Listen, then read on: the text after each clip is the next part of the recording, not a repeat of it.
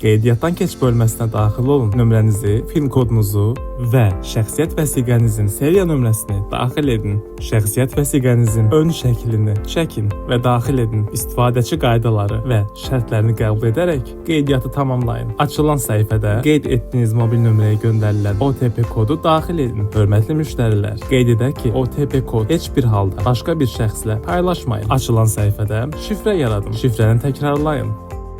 Tətbiqə daxil olmaq üçün 4 rəqəmli kodu yaradın. Kredit kalkulyatorundan sizə uyğun məbləğ və kredit müddətini seçin və müraciət et bölməsindən növbəti səhifəyə keçid edin. Rəsmi iş yerinizin olub-olmadığını və digər sualları cavablandırın.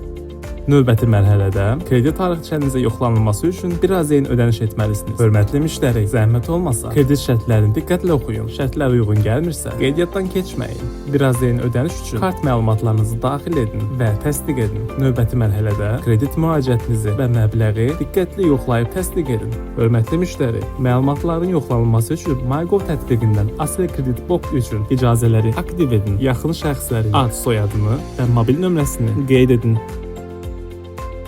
Kredit məbləğinizi əldə etmək üçün kart və ya Emon hesabınızı yerləşdirin. Hesab məlumatlarınızı doldurun və təsdiq edin.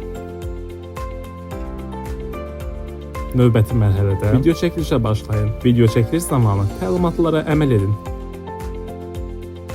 Və sonda Sima tətbiqi vasitəsilə təsdiq edin. Müraciətiniz uğurla tamamlandıqdan sonra kredit barədə SMS olaraq bildiriş alacaqsınız.